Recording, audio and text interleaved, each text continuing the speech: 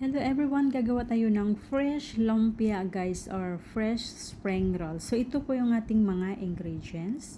So let's go guys. Ayun, basain lang natin to ng tubig. Ayun, ilublob natin sa tubig. Ayun, actually first time kong gumawa nito guys, pero ang sarap pala niya.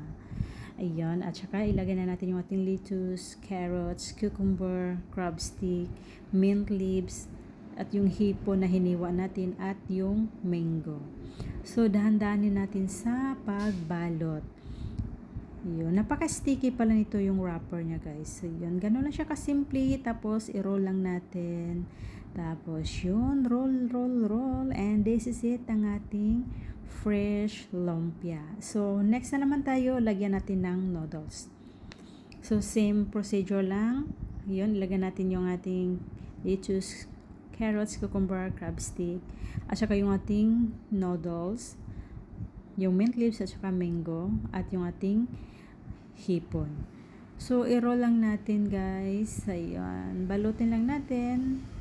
Ganun lang siya kasimple. Tapos, ang ginawa ko na sauce guys, ay hindi na ako gumawa ng sauce. Ginamitan ko lang ng Thai chili sauce. Okay na yun siya. Ayun, this is it.